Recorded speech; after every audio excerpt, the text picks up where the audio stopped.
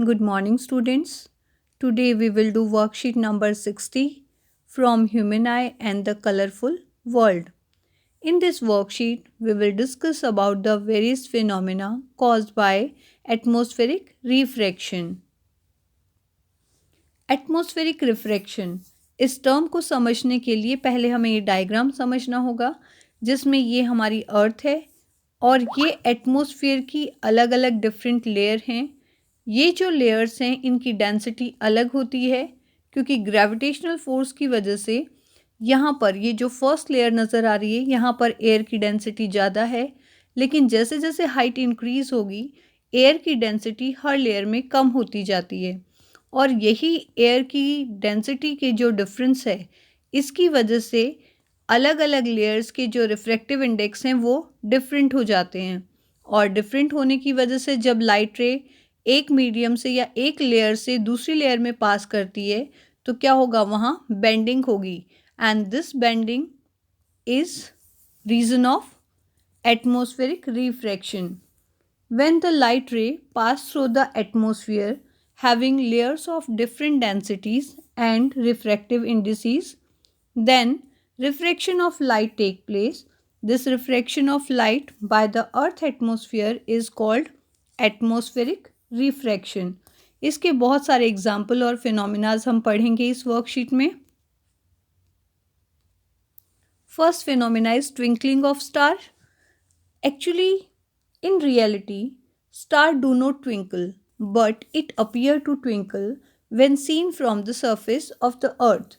अगर ये हमारी अर्थ है और इसके सरफेस पे हम खड़े होते हैं तो ये जो हमारे स्टार्स की पोजीशन है ये हमें एक्चुअल पोजीशन नज़र नहीं आती.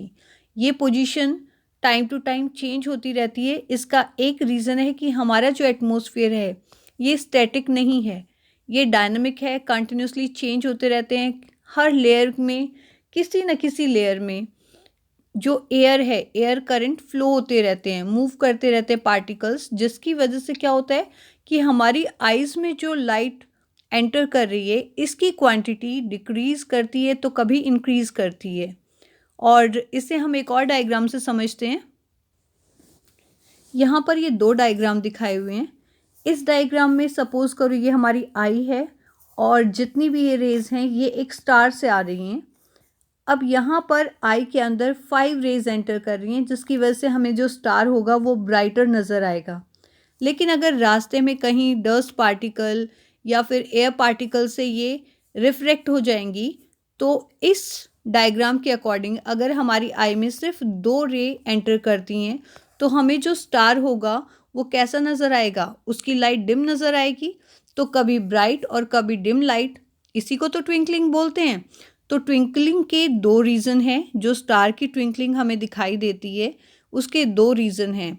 फर्स्ट रीज़न जो है, डिफरेंट लेयर्स हमारे जो एटमॉस्फेयर में हैं they are not static, they are dynamic, वो कंटिन्यूसली मूव करती रहती हैं. और सेकंड जो रीज़न है वो डिफरेंट लेयर्स का बनना है.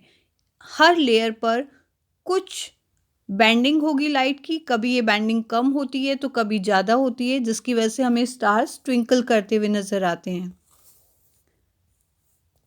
Star twinkles because they are so far away from the earth that even though large telescope they appear only as pin points. यानी कि अगर हम बड़े से बड़ा टेलीस्कोप भी यूज़ करते हैं तो जो स्टार्स हैं वो हमें बहुत ही छोटे नज़र आते हैं. And it is easy for earth atmosphere to disturb the pin point light of a star as a star's light pierces our atmosphere. Each single stream of straight star light is refracted cause to change direction. यानी कि जितनी भी star की जो rays हैं आ रही हैं हमारी अर्थ पर, हमारा एटमॉस्फेयर इन रेज़ को डिस्टर्ब करता है. बीच में जो डस्ट पार्टिकल हैं, एयर पार्टिकल हैं, वो उनको रिफ्लेक्ट करते हैं जिसकी वजह से उनकी डायरेक्शन में चेंज होता है. By the various temperature and density layer in earth atmosphere. और हमारे अर्थ में जो ये लेयर्स हैं इनका टेम्परेचर भी अलग अलग होता है, डेंसिटी भी अलग अलग होती है. You might think of it as the light travelling a zigzag path to our eye instead of the straight path of the light would travel if earth did not have an atmosphere. अगर अर्थ का atmosphere नहीं होता तो जो light आ रही है star से वो बिल्कुल स्ट्रेट पाथ फॉलो करती, लेकिन क्योंकि अर्थ में एटमोसफियर है, बीच में पार्टिकल्स हैं जिनकी वजह से लाइट की जो रे है वो क्या करती है, बेंड हो जाती है, टर्न हो जाती है या रिफ्रैक्ट हो जाती है, जिसकी वजह से जो स्टार की लाइट है उसकी शाइनिंग कम और ज़्यादा होती है और वो हमें ट्विंकल करते हुए नज़र आते हैं। इसके बाद क्वेश्चन अराइज होता है कि अगर स्टार ट्विंकल करते हुए हमें नज़र आते हैं तो प्लैनेट्स जो हैं इसमें ट्विंकलिंग इफेक्ट नज़र क्यों नहीं आता। इसका सबसे मेन रीज़न है कि जो प्लैनेट्स हैं they are nearer to us, वो हमारे पास हैं, स्टार्स उसके कंपैरिजन में बहुत दूर हैं। They are closer to earth and so appear not as pin point. जो अर्थ या दूसरे प्लैनेट्स के पास में है, दूसरे प्लैनेट्स वो सारे के सारे हमें एक पॉइंट ऑब्जेक्ट की तरह नज़र नहीं आते, एक पॉइंट की तरह नज़र नहीं आ रहे हैं, वो हमें स्लाइटली बड़े नज़र आते हैं स्टार्स के कंपैरिजन में। But as tiny disc in our sky, एक डिस्क के फॉर्म में वो हमें नज़र आते हैं, थोड़ा सा बड़ा साइज स्टार के कंपैरिजन में। You can see planets as disk if you looked through a telescope, while stars remain pinpoint. The light from these little disk is also refracted by Earth atmosphere.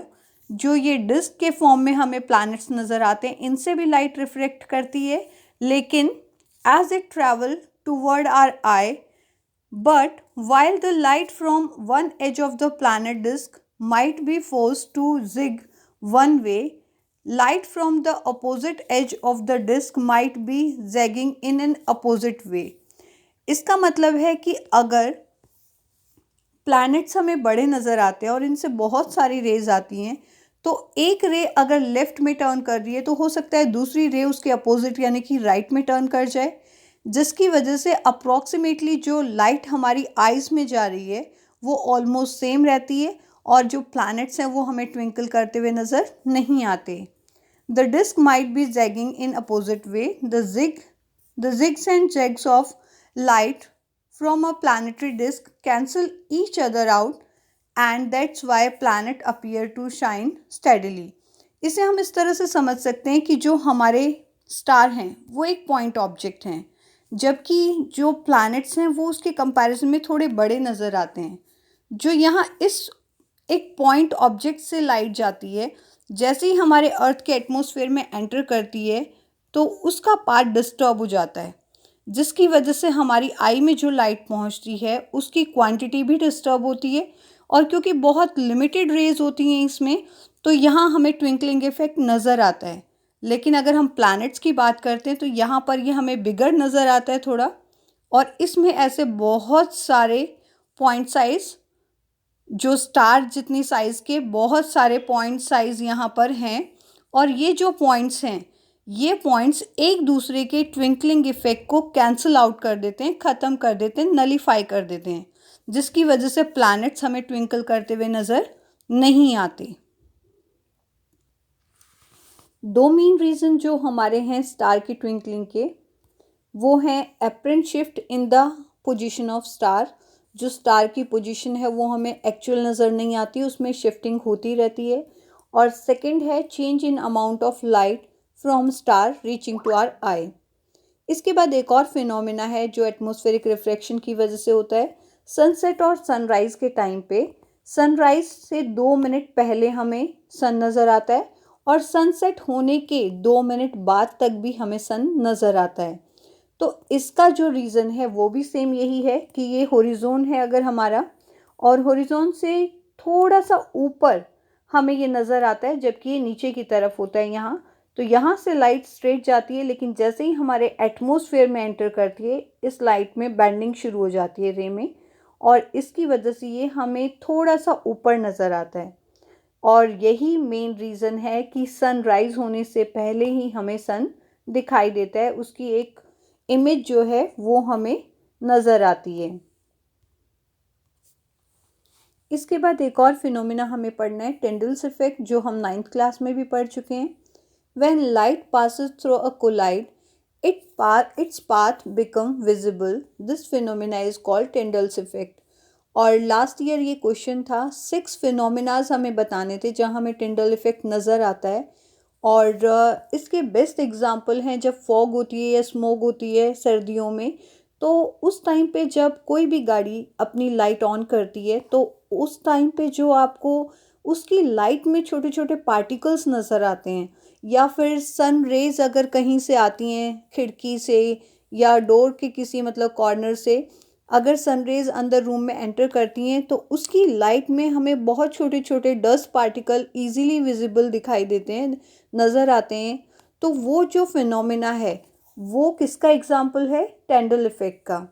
इसके अलावा है एक और, scattering of light, spreading of light in various direction due to colloid particles. ये जो collide particle हैं हमारे atmosphere में, एयर है, डस्ट पार्टिकल्स हैं, ये कोलाइड पार्टिकल्स जब लाइट से टकराते हैं तो लाइट स्प्रेड हो जाती है, फैल जाती है अलग अलग डायरेक्शन में, और इस फिनोमिना को हम बोलते हैं scattering. Scattering depend on upon the wavelength of light and size of the particle. जो स्कैटरिंग है ये किस पर डिपेंड करती है? वेवलेंथ ऑफ लाइट, यानी कि जो हमारे अलग अलग कलर्स हैं उनकी वेवलेंथ अलग अलग है, तो उस वेवलेंथ पर डिपेंड करता है। और दूसरा है साइज ऑफ द पार्टिकल, जो एटमॉस्फेयर में या जो पाथ में पार्टिकल्स आ रहे हैं रे के, उनका क्या साइज है, इस पर भी डिपेंड करता है स्कैटरिंग। इसके बाद जो नेक्स्ट हमें पढ़ना है वो है ब्लू कलर ऑफ स्काई। जो स्काई का कलर है वो ब्लू क्यों नज़र आता है? ये पूरा डिपेंड करता है वेवलेंथ पर। जो रेड कलर है उसकी वेवलेंथ ज़्यादा होती है, और ब्लू कलर या वॉयलेट रीजन जो होता है इसकी वेवलेंथ कम होती है। तो कम वेवलेंथ वाली जो लाइट है वो छोटे पार्टिकल्स जो होते हैं, स्मॉल पार्टिकल्स हमारे अर्थ के एटमॉस्फेयर में, उनसे स्कैटर हो जाती है, फैल जाती है। जैसे ये टकराएगी तो ये क्या होगी? ये फैल जाएगी। और अगर रेज होंगी इस टाइप से तो वो भी पार्टिकल से टकराएंगी और फैल जाएंगी। इस फिनोमिना को ही हम स्कैटरिंग बोलते हैं, क्योंकि स्मॉल पार्टिकल स्मॉल वेवलेंथ को स्कैटर कर देते हैं, फैला देते हैं। तो इसी वजह से हमारा पूरा जो स्काई है वो कैसा नज़र आता है? ब्लू। और जो रेड है, रेड की वेवलेंथ ज़्यादा होती है। रेड रीजन जितना भी है, ऑरेंज, येलो, उन सब की वेवलेंथ ज़्यादा होने की वजह से छोटे पार्टिकल्स उसको स्कैटर नहीं कर पाते, और इसीलिए हमारा जो स्काई है वो हमें ब्लू नज़र आता है, रेड नज़र नहीं आता। The upper atmosphere of Earth contain gases and very small water vapors. These particles, due to their small size, are more effective scattering light of shorter wavelength. यानी कि छोटे साइज के जो पार्टिकल्स हैं हमारे एटमॉस्फेयर में, ये स्मॉल वेवलेंथ की लाइट को स्कैटर कर देते हैं इजीली, शॉर्टर वेवलेंथ की लाइट को स्कैटर कर देते हैं, mainly blue colour. So out of 7 colours of sunlight, mainly blue colour reaches our eyes. जो स्कैटर हुआ वही हमारी आइज में पहुंचा, और जिसकी वजह से हमें जो स्काई है वो कैसा नज़र आता है? ब्लू। तो इसमें सिर्फ आपको ये चीज़ याद रखनी है कि शॉर्टर वेवलेंथ की जो लाइट है ब्लू, वो स्कैटर हो जाती है स्मॉल पार्टिकल से जो हमारे एटमॉस्फेयर में, जिसकी वजह से हमारी आइज में जो लाइट पहुंचती है वो ब्लू होती है, और उसी की वजह से हमें स्काई ब्लू नज़र आता है। सनसेट और सनराइज़ के टाइम पे जो सन होता है वो हमें ऑरेंजिश रेड नज़र आता है या रेड नज़र आता है, जबकि बाकी दिन के टाइम पर वो हमें वाइट या येलो नज़र आता है। तो इसका क्या रीज़न है? ये भी हमारे एटमॉस्फेरिक रिफ्रैक्शन में ही छुपा हुआ है इसका रीज़न भी। During sunset and sunrise the sun is near horizon and therefore the sunlight have to travel larger distance in the atmosphere. यहाँ पर आप देख सकते हैं, अगर ये हमारी अर्थ है और ये उसका एटमॉस्फेयर, तो यहाँ पर ये डिस्टेंस जो है, जो लाइट को ट्रैवल करना पड़ता है जब यहाँ हॉरिजॉन पर होता है सन, तो बहुत ज़्यादा है ये डिस्टेंस। और इतना डिस्टेंस ट्रैवल करते करते ब्लू कलर की जो लाइट है वो सारी की सारी स्कैटर हो जाती है, फैल जाती है हमारी आइज़ में। अगर यहाँ हमारी आई है तो हमारी आइज़ के अंदर जो लाइट पहुंचेगी वो लाइट कौन सी होगी? रेड। और इसीलिए हमें जो सन है वो रेड नज़र आता है। लेकिन इसके अपोजिट अगर हम यहाँ बात करें इस वाली पोजीशन पर, यहाँ से जब जो सन की लाइट है वो हमारे अर्थ के एटमॉस्फेयर में एंटर करती है तो इसे बहुत कम डिस्टेंस ट्रैवल करना पड़ता है और इस डिस्टेंस में ब्लू कलर या बाकी कलर जो हैं वो नहीं फैल पाते, स्कैटर नहीं हो पाते और इसी वजह से हमें जो सन है वो कैसा नज़र आएगा? वाइट नज़र आता है। दिन के टाइम पे जब हम ऊपर की तरफ देखते हैं सन, तो सन में इतनी शाइनिंग होती है कि हम उसको देख भी नहीं पाते, बिल्कुल ब्राइट और वाइट नज़र आता है वो। जबकि मॉर्निंग में या फिर सनसेट के टाइम पे ये हमें ऑरेंजिश रेड नज़र आता है। तो ऑरेंजिश रेड क्यों नज़र आता है? क्योंकि इतना डिस्टेंस जब ट्रैवल करती है लाइट, इट इज़ 3 टाइम्स। अगर आप यहाँ देखें तो ये 3 टाइम्स है और ये 3 टाइम्स डिस्टेंस ट्रैवल करते करते जितनी भी ब्लू कलर की यहाँ पर रेज़ हैं वो सारी स्कैटर हो जाती हैं पार्टिकल से टकरा के जो हमारे एटमॉस्फेयर में हैं और हमारी आइज़ तक पहुँचते पहुँचते रेड कलर बचता है। इसीलिए हमें जो सन है वो रेड दिखाई देता है। जबकि दिन के टाइम पे, दोपहर के टाइम पे जो सन है वो हमें वाइट नज़र आता है क्योंकि यहाँ पर बहुत कम डिस्टेंस ट्रैवल करना पड़ता है सन रेज़ को और इतने डिस्टेंस में जो रेज़ हैं वो स्कैटर नहीं हो पाती और 7 कलर का combination white, bright white colour हमें सन का नज़र आता है। वर्कशीट के क्वेश्चन बहुत ही सिंपल हैं, इन्हें इजीली आप खुद ही कर सकते हैं। The red light scatter dash, that's why sign boards are of dash colour. जो रेड कलर है वो क्या करती है? स्कैटर, लेस और मोर। यहाँ आप खुद फिल करेंगे। ऊपर वाला जो पोर्शन है ये सारा जब आप रीड कर लेंगे तो आपको खुद पता होगा कि रेड कलर की जो लाइट है इसकी स्कैटरिंग बहुत कम होती है, जिसकी वजह से जितने भी साइन बोर्ड होते हैं स्पेशली डेंजर सिग्नल के, वो रेड कलर के बनाए जाते हैं। Give 2 example of टेंडल्स effect. जो टेंडल्स इफेक्ट है इसके 2 एग्जाम्पल आपको ईजिली वर्कशीट में भी मिल जाएंगे और अगर आप खुद सोचेंगे तो आपको और भी ज़्यादा एग्जाम्पल्स याद आएंगे। Why do clouds appear white, ये भी आप इजीली कर पाएंगे अगर आप वर्कशीट रीड कर लेंगे तो।